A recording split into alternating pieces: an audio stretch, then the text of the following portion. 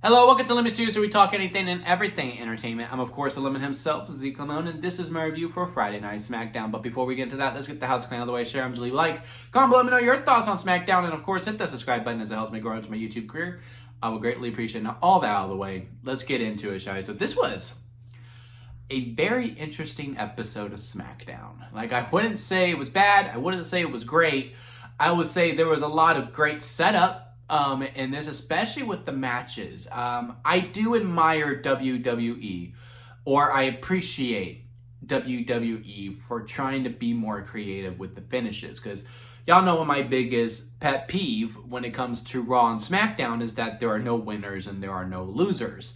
There's always a distraction, someone interferes, there is a disqualification because they don't have any fall guys on the roster. We do need to make some, and I think we are starting to develop that a little bit more, which is good. You just got to know what your role is at that time.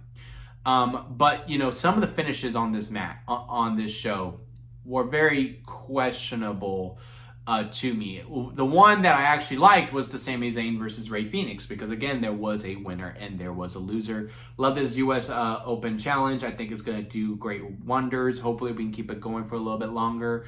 I do wonder where Jacob Fatu is and if he's going to respond to it. We at least got a Solo Sikoa video package on this episode of SmackDown, but the rest of the MFTs weren't there. So what's going on with that as well? That needs to be addressed. But Rey Fenix coming out this week. They had a fun match. We have Carmelo Hayes next week. Hopefully there's a winner and loser.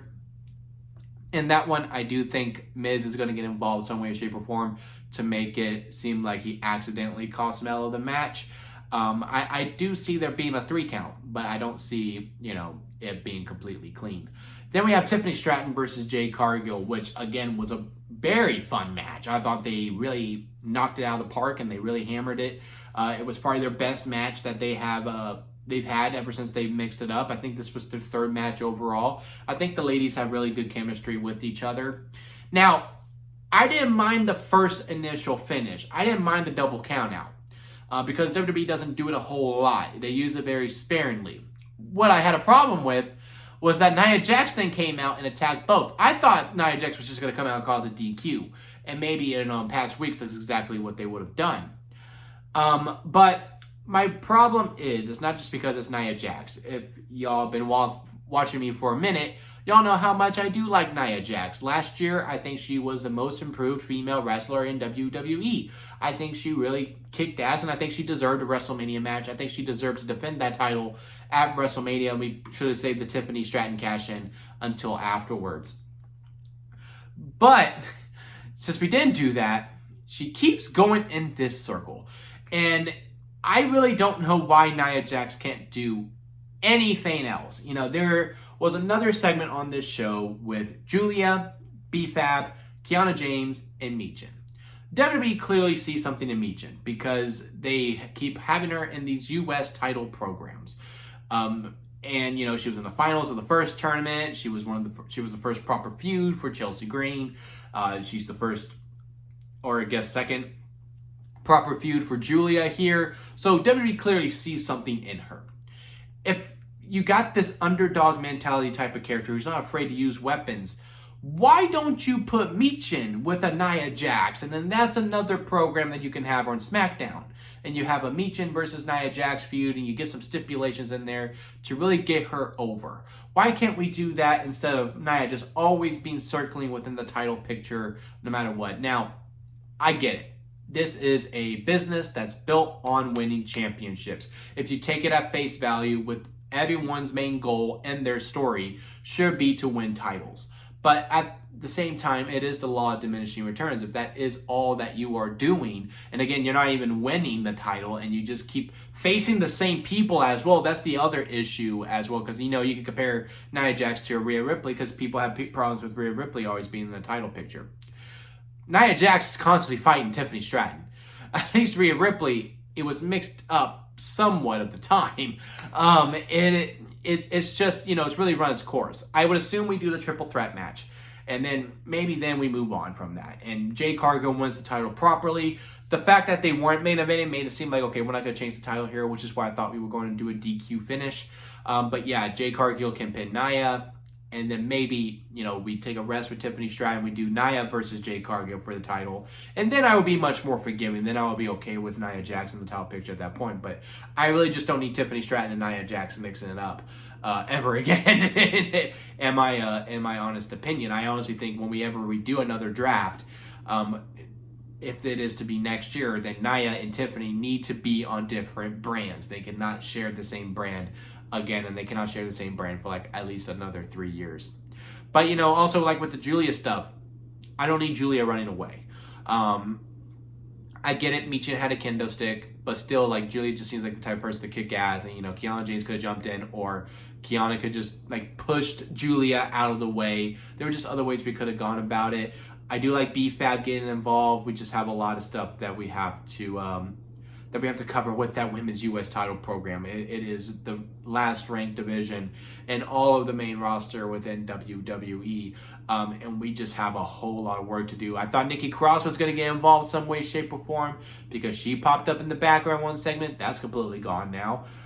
So we will see. We will see, and we will see. As for that, the only other things, we had the Brock Lesnar stuff, which was really weird. He comes out, a little bit of a mixed reaction, mainly boos, but yet there was some cheers. And then R-Truth comes out. They have a back and forth. It was like, it wasn't scripted, but yet it was scripted. Brock Lesnar F5's R-Truth, which it resulted in him ripping his pants. That was funny. Overall, the segment, I did laugh. Don't get me wrong, and I was entertained throughout it. It was just like, what was the point of it kind of thing. Now, the retrospective video that we did later on in the show, that I did really like, and I'm actually curious to see how part 2 goes and seeing, the trajectories of the two careers. I do hope Brock Lesnar makes a surprise appearance on Monday Night Raw. Cena's going to be on it, and, he did say, I'm looking for John Cena, which honestly kind of really doesn't make sense because last week Cena said this is my final SmackDown, so why would you show up on SmackDown? So we'll see. Monday, hopefully we get a proper promo off between the two, or hell, even just a brawl at this point. And then after that, we can just move on, and Brock can do whatever he's going to do, and Cena can do whatever he's going to do. We're not going to get an explanation unless we do get a promo off between two, but I've kind of just assumed we're not going to get it. And then we had the main event with Drew McIntyre and Randy Orton. Fun match. I like how old school was. I like how both of them target the knees. The constant going back to the outside. I just hated the finish of this match. Because, look, I remember back in the day, 2009, where the punt, or was it 2010, where the punt kick was a banned move. I remember that.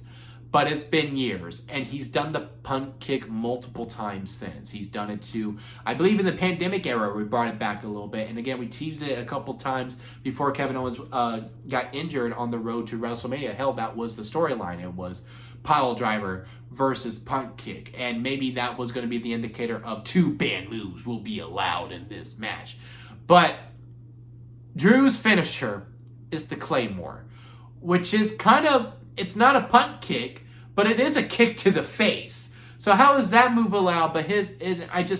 Again, and I appreciate WWE to go, look, we can't just have Cody come out. Because I think everyone knew Cody was going to come out during this. We can't just have Cody come out to make the save or whatever, and to have a DQ finish or a no contest, because we've done that a lot.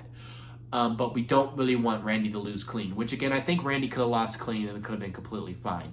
He could have gone for the punt kick, missed it, Claymore from out of nowhere, 1, 2, 3. I don't think it hurts Orton whatsoever. And again, we're building up Orton to turn heel anyway. So, that just adds fuel to the fire on why to turn bad. Hey, being a good person isn't working for me, so now I'm going to be evil, and that's how I'm going to win gold. But yeah, the referee getting in the way, like, no, Randy, don't do it. It just turned me off. It turned me off from that match. Now, post that, Cody coming out, if Drew just beats Orton clean and then continues to beat on him, and then Cody comes out and he does the whole WrestlePalooza thing. I actually really that got a good chuckle out of me. I actually really did enjoy how Cody said it. Then it gives that little hints of doubt that maybe Drew can win the title at WrestlePalooza, which I don't think no one believes now, especially since it's not main eventing. I think it's going to open because they did confirm Brock and Cena are going to main event the show, so therefore there's no way Drew wins round one, and there's no reason for me to believe it because again he didn't really beat Orton. Orton was just, he got carried away and he was distracted for half a second. It wasn't a full distraction finish, but at the same time, I appreciate WWE for trying something new because I've been complaining about the distractions, but this just wasn't it for me. So yeah, overall, not a bad episode of SmackDown. Again, the wrestling was good, and I would say for the most part the promos were fine as well. It was just the execution on where we're going with everything I just don't fully understand. And again, it just really feels like we're going in a circle. And I was having a conversation about this with a friend. I was like, I just feel like we're in a rut a little bit. I wouldn't say it's stale. I wouldn't go that far, but we are in a bit of a rut when it comes to it, especially when it comes to Friday nights, because Raw has been pretty good. And it looks like Monday's show will be, a blast with all the star power that's going to be on it for the go-home show for WrestlePalooza. But yeah, just in a little bit of a rut. Again, not a bad show, but not a great show either. Let me know what y'all think about this episode of SmackDown down in the comment section. If you made it this far within our video, please be a like. Please leave a like. I would greatly appreciate it. And hit that subscribe button as I am trying to grow into my YouTube career. And don't forget to squeeze the day, guys, because life is too short not to give your all. So squeeze every opportunity that you can. Until next time, I'll see you here at Lemon Studios.